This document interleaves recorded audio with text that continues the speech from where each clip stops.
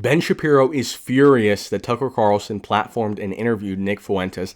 And look, I find this is kind of a soft, weaselly critique. Number one, anybody can have anybody on their platform. I mean, that seems kind of obvious.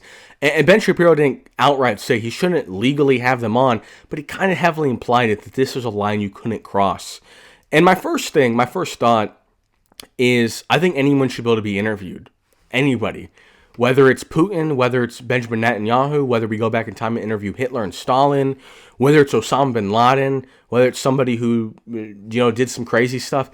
I think anybody should be able to get interviewed because, number one, personally, if you have an open mind, I want to hear their perspective. Now, am I going to take everything they say 100%? And if they're talking propaganda, am I just going to nod in agreement and say, oh my gosh, I just completely changed my mind? No. But I would like to hear their side of the story. Maybe they did a bad thing, but maybe you look at that bad thing through a different light if you understand their perspective. Because whenever someone does a bad thing, even if it's just you in your personal life, if you do a bad thing, you had justification to do that bad. And it might not be good justification, it might not be moral justification, but you internalized that, you thought about it, and you said, okay, for whatever reasons, X, Y, and Z reason, I'm going to do this act. So I think even the worst people should be interviewed. That's the first thing. But from a different aspect, I just think that's just kind of my personal opinion. From a different aspect, from a strategical aspect in terms of, do I want to defeat this ideology? Let's say you're a Republican and there's a communist and you're just like, I just want them deplatformed and I don't want them to be able to speak, or vice versa. You're a Democrat, you're a left-winger, and there's a right-wing fascist in your eyes and you don't want them to be able to speak. In my opinion, if somebody is ideologically different from me on politics or from religion or in sports, I would want them to have every platform. I don't, number one, believe in cancel culture. I don't believe in deplatforming. But from a strategic standpoint, I would want them to have every single platform to talk more and more and more and make themselves look stupid. Because if I'm calling them stupid, if I'm saying their views are so abhorrent and vile and evil and stupid, why would I shut them up? Because that leaves mystery.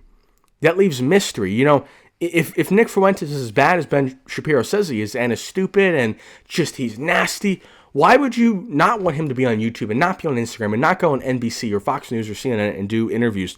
I would think that you would want him to be exposed. But that's kind of the issue, is what these people do, and it's very prevalent on the left, but now it's becoming prevalent on the right, is instead of debating people, you give buzzwords, you attach words: racist, sexist, homophobic, xenophobic, fascist. And that's just kind of the debate ender. I won't debate fascist, or I won't debate racist, or I won't debate sexist. And maybe I could sort of understand it if they identified themselves. If someone identifies themselves as a fascist, I could kind of understand why you wouldn't debate them, because that kind of defeats the point of debating them if you don't believe in democratic, voting and debate. And if someone identifies themselves as a fascist, then I think you could say, okay, we're not going to talk to you. But I don't think Fuentes has ever called himself a Nazi. I don't think he's ever, I don't think he's ever labeled himself in a serious manner, any of those claims. And most of the people, like a Zohar Mamdani, any democratic socialist, like a Bernie Sanders, I don't think any of them have ever labeled themselves a communist. So these words, anti-Semite, racist, fascist, communist, these are all buzzwords that people use. It's a get-out-of-jail-free card. Whenever I don't want to address someone's argument, okay, I'm going to throw out this card. Which card is it? Anti-Semite, okay. Blood libel, okay. Racist, okay. Sexist, okay. It's like, yeah, someone might have, I view all these things as a spectrum. So somebody, zero sexism, they believe everybody's, men and women are completely equal in all realms and should be treated completely equal, which most people don't believe that. Most people do believe that men and women are different and should be, protected in different ways, should have rights in different ways, and treated to some degree differently. And then 100% on the scale of sexism, or on any scale, racism, xenophobia, any of these buzzwords, communist, fascist, a lot of people might be 15% there. They're a 15% fascist, or they're a 28% communist. I think you could say that. I think you could say Bernie Sanders exhibits some communist tendencies, sure. And you could say Donald Trump exhibits some dictatorial tendencies, sure. I don't think that excludes you from debating them, because you would have to make the argument on why being number one, I think you have to make the argument on why being a full-fledged fascist is bad, and you also have to make the argument on why being anti-Semitic is bad. But I think you also have to make the argument on why their level of hatred is unacceptable, or why their level of hatred is inaccurate. Because on all of these different scales, people are like, oh, I might be, what would people consider racist? Because somebody might say that, for example, if people say, I love my own kind, I only want to marry my own kind. Some people would interpret that as racist. On the racism scale, that's definitely above a 0, because you are signifying that your race is different. Now, you're not saying it's better, but you're saying you want to have kids that look like you. And if a black person said that, would that be racist? Where does that rank up on the racism scale?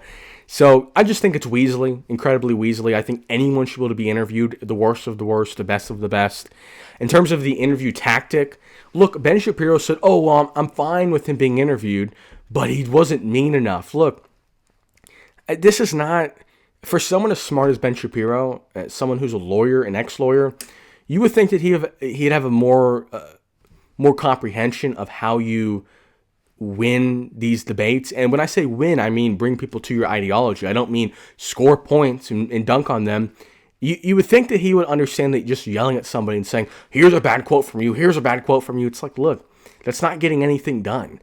You can't just beat it down somebody's throat and just say, agree with me, agree with me, agree with me, you're a terrible person. No, that's not how anyone changes their mind. And what Ben Shapiro should do to save his legacy, because he's falling off a cliff, is he should interview Nick Fuentes face-to-face, no Zoom interview. He should interview him, and they should debate on the topics. But he's not going to do, I doubt he's going to. If he does that, I have a lot of respect for him. I don't think he's going to do it, and he definitely should. He should, just for his honor, regardless of what he thinks, in terms of like if he can win or if it's good for the Republican movement, just for the sake of his honor, he should be. I mean, imagine you're in the political space or religious space. It's one thing if you're a boxer or an MMA fighter and it's like, I can't fight that guy. Let's say you're 150 pounds and there's just a heavyweight. It's like, okay, I can't fight that guy. You're debating people. You're going to sit down and argue. Like, seriously? Like, you're going to sit down and argue about how much aid Israel should get. You can't do that? Like, what? I'm not asking you to fight him. I mean, you're literally going to argue with this dude, and you're like, no,